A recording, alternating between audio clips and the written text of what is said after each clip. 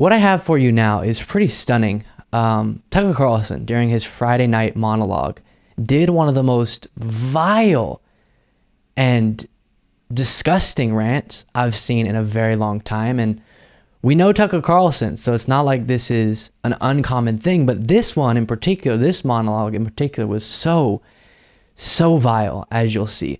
So what he's talking about, and then we'll dive into the first clip, is actions by the Biden administration that are just should be uncontroversial, perfectly reasonable, attempting to pay attention to and address underserved communities. Okay. And using the actions of the federal government to make sure that is happening, make sure that's a focus. Awesome. Tucker Carlson has taken that to mean, and let me actually get pulled up the exact quote for you guys so that we can have our brains calibrated for this. He said that what the Biden administration is doing, quote, dwarfs Jim Crow. So you can imagine where this is headed. Here is how this monologue opened, and then we'll get into an important part of this. Good evening and welcome to a special Friday night edition of Tucker Carlson Tonight. We are live, by the way, as always, so if we use profanity, you'll hear it. We're going to try not to. Ever notice how the biggest stories get the least attention? Weird how that works. The fake Duchess from Santa Monica spends an hour talking to Oprah about her skincare regime, and it's the lead of every morning show in America. Joe Biden institutes a government-wide system of racial discrimination that dwarfs Jim Crow, and nobody seems to notice. That happened yesterday, by the way. Did you know that? Probably not. So we will discuss what the Biden administration actually did. And again, it's quite unsurprising, controversial. I guess it should be. Clearly, it's causing controversy in some populations, but not at all what he's making it out to be. I need to make sure you know that while you're watching this. Continuing with the next moment. We do know that running all of this, which is the largest racial tracking bureaucracy since the fall of Nazi Germany, will be former President Barack Obama, and he'll be doing that, as always, through his longtime lackey and cutout, Susan Rice. Okay, so already, Susan Rice is involved in this. Barack Obama is not involved at all in the Biden administration, in an official sense, right? Maybe Biden's called him for advice in the past, who knows? But in an official sense, Susan Rice is. Why is he bringing Barack Obama into this conversation? I'm sure you can assume. Rice's goal, the goal of the entire initiative, is to place the federal government, all of it, in opposition to a very specific slice of the American population, not a foreign population, our own population. Here's how it works.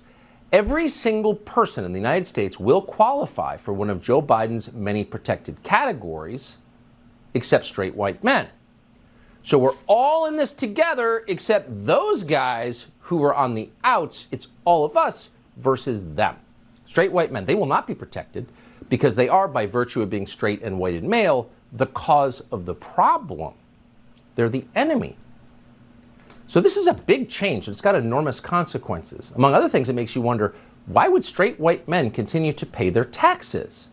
And by the way, what percentage of taxes in the United States are paid by straight white men? That's one statistic you never hear. Why is that? But if you're one of them, you may wonder, wait, I'm working half the year for the government, which takes my money and then uses it to demonize me and disenfranchise me from a government I thought I was an equal owner of. I thought we were all in this together. We're all citizens. But I still... So let me kind of lay the groundwork for how we'll talk about this. First, just recognize that the person you're watching on screen there, when he's been sued, his lawyers will say, oh, it's just entertainment, it's not news. So that's coming from his team. That's not me. If I was brought to court for something I said, I would defend what I said. I wouldn't say this is just entertainment. Don't take what I'm saying literally. And then also, this is the same individual that on screen was perpetuating the big lie, was saying so many things to convince his followers not to believe in our election systems, was bringing on people to his show to cast doubt on the 2020 election. But behind the scenes was saying, God, all these claims of the election being stolen are absolutely wild. So that's how credible he is. But now, before discussing him in particular more extensively, just to kind of give you a sense of what actually was done from the White House, It's titled the Executive Order on Further Advancing Racial Equity and Support for Underserved Communities Through the Federal Government. And then it walks through, and you can find this if you'd like, what specifically in detail is being done from the administration. But it's just trying to put a focus on equity and making sure underserved communities are focused on. It's not putting anyone down. It's trying to uplift underserved communities. And so often with this, I have the question of, do you believe that any problems exist and any problems that might be unique right now in the United States to particular groups?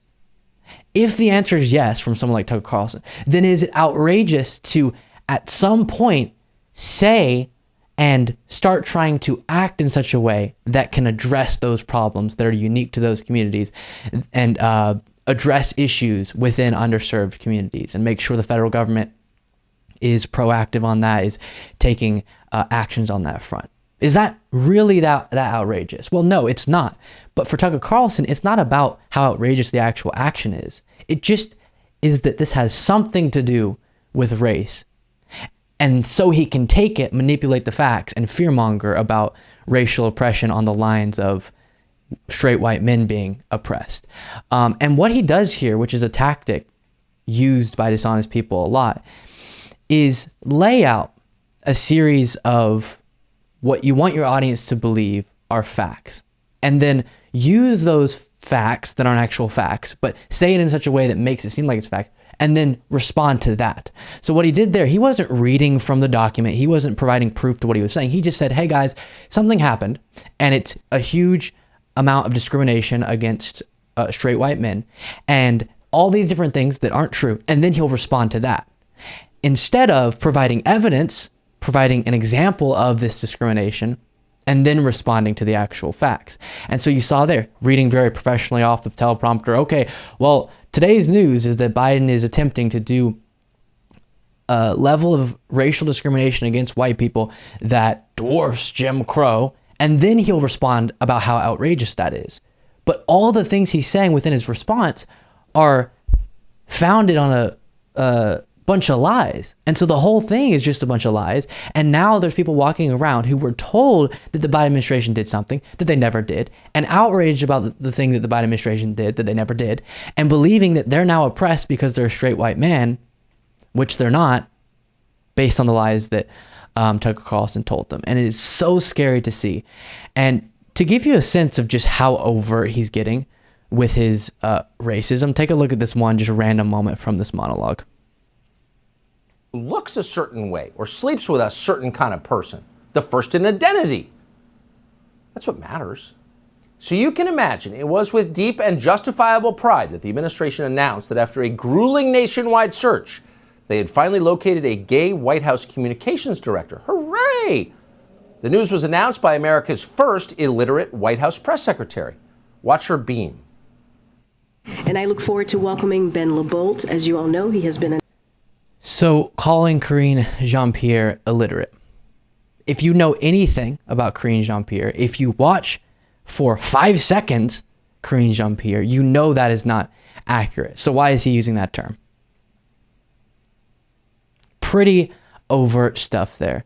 And sometimes it's hard to get my head around the fact that that is the most watched cable news host. That is how prominent this type of vile thinking is still, and is actually increasing as of late, and that is terrifying. Thank you so much for watching. If you want to be a part of what makes this show possible, plus get access to the full video version of the show hours before all the clips are uploaded to YouTube, plus get the full bonus show every single Saturday, you can do so by going to patreon.com/Luke Beasley. That's patreon.com/Luke Beasley. Link in the description.